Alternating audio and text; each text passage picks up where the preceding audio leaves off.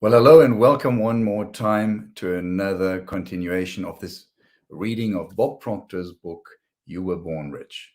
This book, written by my mentor back in 1984, has had a huge impact on me.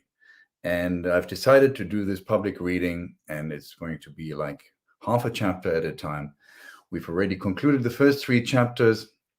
And in chapter 3, we went into the image maker, which is a powerful concept of understanding how we need to visualize things, how the way we see ourselves impacts our results. And we get some powerful stories in that also highlight the power of persistence.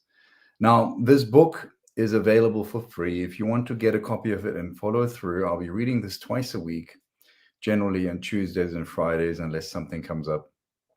And you're very welcome to join in and follow me through on this so that we can have an interactive experience, and you please comment and share those ideas, questions with me as they come along. That said, direct message me or email me or any other way that you know how to find me if you want a free copy of this book so we can bring this all together and everybody can join in. It's a very inspiring book. And once again, Bob's been studying this material for now 70 years almost. And at that time, of course, when he wrote the book in the 80s, he'd already accumulated a ton of knowledge. And our job in this search here today is to pick up some of the nuggets, some of the stuff that's inspired me and that I find inspiring, I want to share with you. So that's the whole idea here in this reading, which generally I'm going to be doing all the reading. From time to time, I might stop and comment, and at the end, I certainly might comment a little bit more. So we're moved away from the idea of the image maker, which is the powerful idea of creating the image in your mind on the screen of your mind, and thereby allowing energy to take it further, where you can then start to develop some form of vibrational feelings that will translate into behavior which will cause different kind of results than you had before. That's the whole idea here. We want to create our own reality. We want to create the goals that we really resonate with and that means something to us. So that said, let's jump into chapter 4. It's called Let Go and Let God. And I'm going to go straight into the reading. It's called Something Wonderful is Happening. How many times have you been faced with what appeared to be an insurmountable problem, and you silently wished you could turn it over to somebody else for a solution? Or have you ever sat daydreaming, building magnificent images on the screen of your mind, wishing you had certain sum of money, wanting to take a trip to some exotic place, or possibly hoping to be able to purchase the automobile you've always wanted? Wouldn't it be fantastic if there was some magic formula that would give us the things we want and permit us to live the way we choose? Well, there is, and has been around since time began. Therefore, you can have the things you want, all of them, and you will have them if you will only make the idea in this book a part of your way of thinking, a part of your way of life. Make up your mind to read this chapter over and over, 100 times if necessary, until you feel deep inside that you really comprehend the idea that's being expressed. For if you fail to grasp the idea presented to you in this chapter, the rest of the book will be of little value to you. However, once you do understand this chapter, it will be as if a tremendous light has gone on in your mind, truly illuminating your life. You will realize you will never again be the same person you once were. No person, thing, or circumstance will intimidate you ever again. Your days of idle wishing will be brought to a halt. Happiness, health, prosperity will follow, and you will follow you all the days of your life, and you will spend the rest of your years wanting to share your new understanding with everyone and anyone who is willing to take the time to listen and to learn. Now, be aware that many of the people whom you try to share your new awareness with are simply not ready for it. In fact, 9 out of 10 people will laugh and tell others that you're odd when you've shared your formula that is, let go and let God, with them. You must realize this because the vast majority of people whom you encounter every day treat God like some sort of cosmic bellboy who is supposed to run and fetch and then deliver. These individuals erroneously believe that merely because a person verbalizes certain thoughts in their mind, God, please get me this, or God, give me that, they will receive that what they have asked for. But unfortunately, these people do not understand the true nature of prayer. And what is even more tragic, they don't even know that they don't know. The next chapter here, a subchapter, is potential is everywhere, always.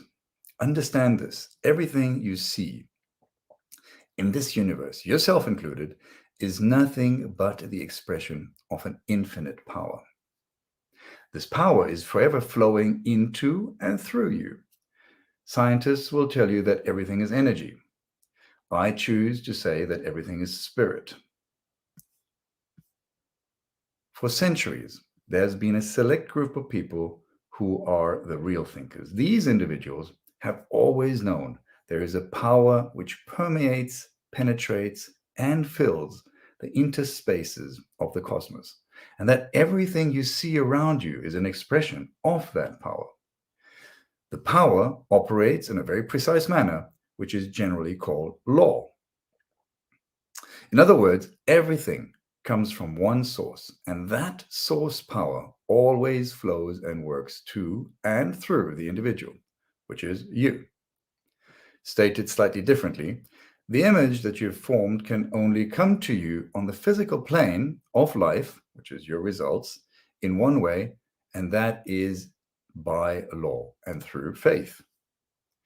The Mormon religion has a scripture in its Doctrine and Covenants, which demonstrates this point extremely well.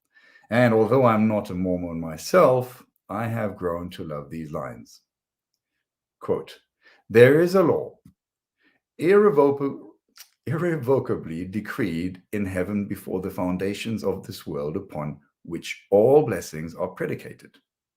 And when we obtain any blessings from God, it is by obedience to that law upon which it is predicated, unquote. The more you study this scripture, the more you will appreciate just how perfect it really is. The more you understand its truth, the easier it'll be for you to improve the quality of your life. Here we go to a story, Clarence Smithson's story.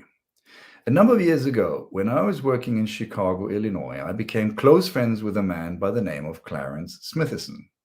Since Clarence is not a celebrity by any means, I'm sure you have never heard of his name before. In fact, he is such a modest, self-effacing person that if he were to walk into a room crowded with people, you would probably not even notice him. Nevertheless, there is a certain indefinable spark in Clarence Smithson's which make him one of the most remarkable individuals I've had the pleasure to know. In an attempt to identify this elusive quality, I've come up with the following hypotheses. Clarence Smithson incorporates, which within his very being, the principle upon which his entire chapter is based.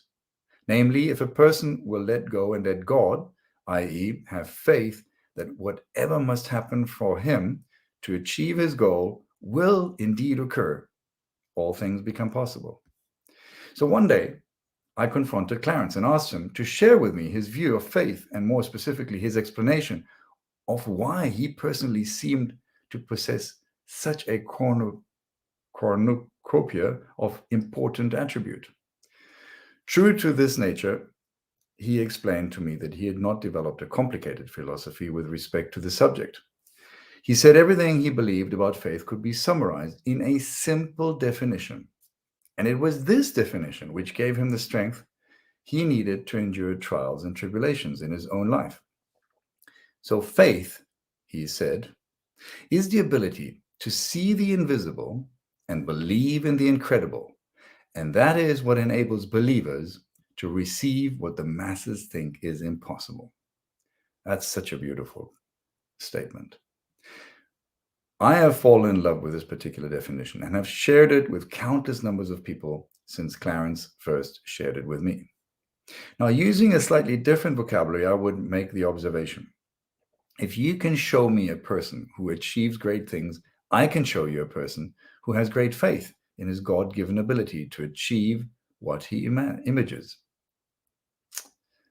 In fact, there is absolutely no question in my mind that faith has always been the miracle worker throughout history. It is the connecting link between God and you, and therefore it is your most valuable non-physical possession. In truth, it is the cornerstone to everything you will ever build or achieve during the course of your entire lifetime. Wow. Comparatively few people today realize just how much faith in oneself, that part of oneself which is spiritual and perfect, has to do with achievement, because the great majority of people never seem to conceive of faith as being a genuine creative force. Yet the truth is that not only is faith a bona fide power, but it is the greatest one we will ever encounter. In fact, I would go so far as to say that whatever you accomplish in your lifetime will be in direct proportion to the one, intensity, and two, persistence of your faith. Very powerful concept. Here's another story, and it's a well-known story of David and Goliath. Now, consider, for example, the biblical story of David and Goliath, which surely must rank as one of the greatest testaments ever written on the subject of faith. As you will recall, Goliath, the giant of Gath, came to the Israeli camp, boasting pompously and taunting the Israelis to select a man to do battle with him. The Israelites, naturally, were terrified, and not surprisingly, none of them leapt forward to accept the challenge. Sometime later, however, when Goliath returned to reiterate his challenge, David, an Israelite youth, overheard the giant's obnoxious boasting, and he stepped forward to pick up the gauntlet.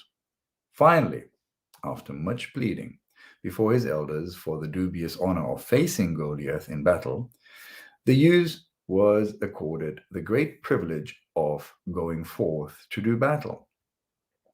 The elders insisted, however, that David clothe himself in heavy protective armor. They also gave him a sword with which to smite his powerful adversary. But David said, "I am not used to these things. I cannot fight with those handicaps. These are not my weapons. I have other weapons with which to fight the giant." So he stripped himself of all his armor and went into battle with no weapon other than a simple slingshot and a few pebbles which he had gathered from the nearby brook. So when the giant leader of the Philistines, protected as he was with armor from head to toe, armed with mighty weapons, and preceded by his shield bearer, saw the unarmed, unprotected Israelite youth approaching, he was infuriated.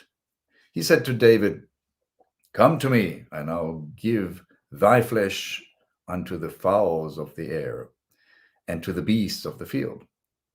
Young David, however, never one to be intimidated, answered the giant, saying, "Thou comest to me with a sword and with a spear and with a shield, but I come to thee in the name of the Lord of hosts, the God of the armies of Israel, whom thou hast defied. This day will be the Lord deliver thee into my hands." While the giant Goliath placed his faith into physical objects like armor, swords, and shields, David placed his solely into an unseen God. Now, the result, the young Israelite shepherd defeated his far mightier foe. With nothing save a single stone from his sling, David struck Goliath, and the giant fell lifeless to the floor. By accepting the principle, let go and let God, and believing that whatever must happen for you to reach your goal will happen, like David, you too will successfully conquer the giant in your life, i.e., you will witness the physical manifestation of your image and in the proper time. You see, the trouble with those of us who fail to achieve what we desire is not that we lack the ability to do so, but that we lack the faith implicit in the let go and let God principle, which dictates whatever is necessary for us to reach our goal will indeed occur. We don't believe we can simply tap into the great spiritual reservoir that lies within us to make connection with divinity or supply or whatever else you wish to call that power, which sustains each one of us. However, if you fail to make this connection in your own mind, or if you lack the divine self-confidence born of faith in omnipotence, you will never be what you long to be or have what you rightly deserve to have. All of your prayers will return to you unanswered. Your best efforts will bear no fruit, and your negative attitude will thwart the realization of your goal. A mind saturated with fear and failure or images of unwanted results can no more accomplish, create, or produce anything of value than a stone can violate the law of gravity by flying upwards in the air. You must realize the Creator does not alter the law of gravity to accommodate a person who walks off the roof of a house, even though the person may do it unconsciously or in a drugged state. Similarly, the creative principle of the law of achievement cannot be violated with impunity. Therefore, you will achieve what you desire, be what you long to be, only when you become obedient to that inexorable law of life. Excuse me. To recapitulate here, the first step in the creative process is to relax and see yourself already in possession of the good that you desire. In other words, build the image. The second step, of course, is to let go and to let God, as Bob calls it. In working with spirit, it helps to focus on the truth that spirit is in all places at all times. Since this is so, it follows that you possess the godlike ability to tap into positive thoughts anytime you wish and anywhere you choose. Moreover, once you become aware of your kinship with the creative power, that you are in truth a child of spirit, you cannot possibly be anything other than positive, forceful, radiant, and self-reliant in your dealings with the world, like a conqueror of those forces which could attempt to drag you down or hold you back. Once this happens, all the forces in the universe will come together to help you reach your goal or the manifestation of your image.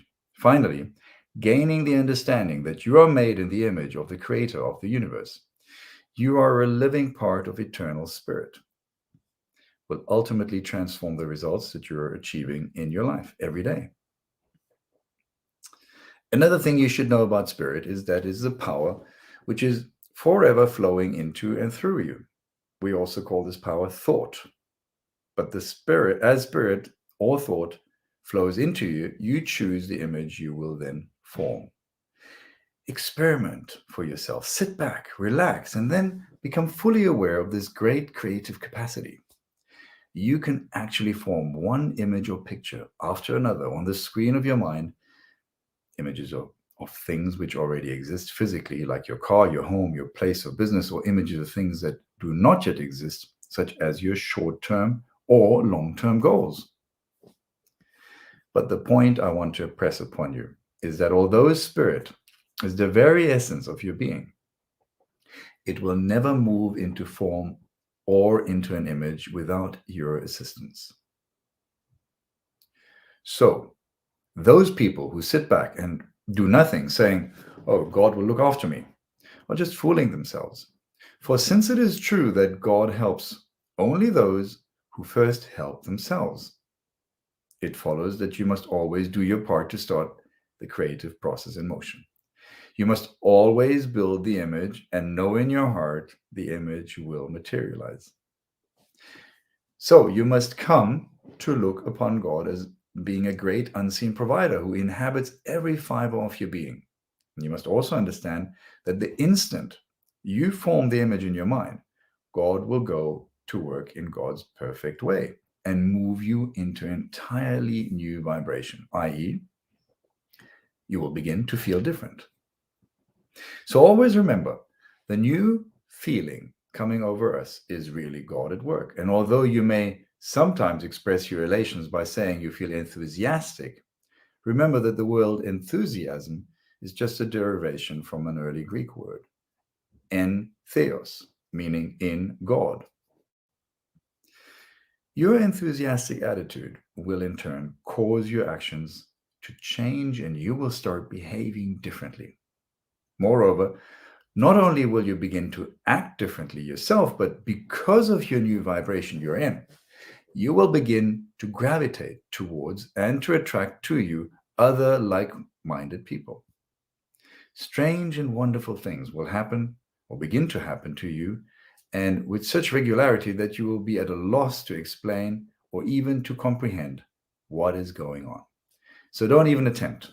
Just understand it is God's way or the way of the creative force, and accept the good as it comes and expect more of the same in the future. The skeptics will begin to say, oh, you're just yucky and you should just let it go at that. For as long as you continue to hold the image in your mind of the good that you desire, you will always be rewarded. Just have faith that what should happen must happen, and in the right time, it will happen. And always remember that the image which you keep affirming in your heart or your subconscious mind is being impressed upon spirit, and spirit has the ability to convert your present dreams into your future reality. On the surface, it might appear from time to time that things are not going well, and you might begin to worry that you're moving in the wrong direction. But let me assure you, this will not be the case as long as you keep the image of the good that you desire firmly planted in your subconscious mind. For if you do this, you will continue to move in the only direction in which you can move in order to get to where you want to go. Now, don't forget, it's never sufficient to believe in yourself. Only when you feel particularly enthusiastic or when some particular good fortune has befallen upon you. It's never adequate to have faith sporadically. To get enthusiastic over your prospect and then to undermine all of your mental kingdom again, it won't do to keep dropping down again and again, like a frog trying to get out of the well, but is beginning to feel weaker and more discouraged after each fall. Any person who starts that type of process in motion is letting go of his image of prosperity and is using his creative powers to build images of poverty instead. And as we have already said, God, being just a God, will always work to bring you ultimate good.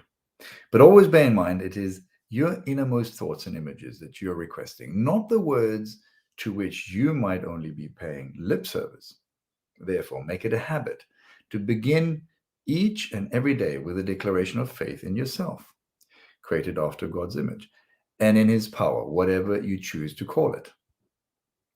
Guard this faith zealously, as you would your most precious possessions, and ensure that it will never be imperiled by weak, downhearted, and negative thoughts. Doubt, fear, pessimism, and negative thinking poison the very source of life. And they sap energy, enthusiasm, ambition, hope, faith, and everything else which makes life purposeful, joyful, and creative. You must consciously entertain only the material or the mental allies of your ambition and those attributes which will help you realize the manifestation of your goal. For when you're firmly grounded in faith, negative thoughts will have no power over you because they will not be in a harmonious vibration with your new image. You'll be mentally strong through the conscious awareness of God's power within you. And that's just such an incredible concept. So I'm going to take a short break here because we're going to continue with this chapter in a couple of days. It's a long chapter, but the whole idea of this chapter is really to emphasize that we have the power to really reinforce our faith. It is the most important component in the development of your manifestation of what you truly want in your life, how you want your life to unfold. And that's how the power of prayer is being addressed and how energy is around us and drives us into prosperity. He calls it spirit. Spirit is, in fact, thought. We talk about God here all the time, but God is just the concept of that spirit, that energy that is creating thought, and thought creates ideas, and ideas create emotions, and those emotions will influence our behavior as it raises our vibration. And that behavior really causes a result. So we call this the creative process, right? And faith is really the origin of most of the great success stories. I mean, there is so many people that have achieved greatness that you will be able to recite stories of, and I'm sure you have people whose stories you're well aware of, and they had faith in their ability to succeed despite the moments of difficulties. So to summarize, faith is not a religion. This is not about any dogma. This is not about any particular church or religion at all. It is simply about the understanding that you must truly believe in something. And if you do, then you can almost do what others consider impossible. So it is truly the greatest power in Bob's understanding, and I tend to agree with him. And he then once again said, your success is related to the intensity and the persistence of the faith that you have, all right? And I love that because it's a very simple formula. If you can keep up the faith, if you keep up the images of what you truly want, you're attracting to you by the force of law what you are giving energy to. And David and Goliath's story shows us very well that this boy had enormous faith in his ability to put down this giant. And he did that with one well-placed pebble. But he would have never been able to do that if he had had any doubts or if he had wavered in his faith. So this is the whole idea. So stay enthusiastic about your goals. And that will cause an increasing amount of faith. Faith is nothing but deeper understanding of your subconscious mind, of your mind, the workings of yourself, how you're connected through your physical body and your spirit with the universe, and how that whole loop really causes an enormous force that creates all the results that we have and that we either accept, want, or that we don't want, and we want to create new ones. So you really need to see yourself as a creator of your own future rather than somebody who just swims along.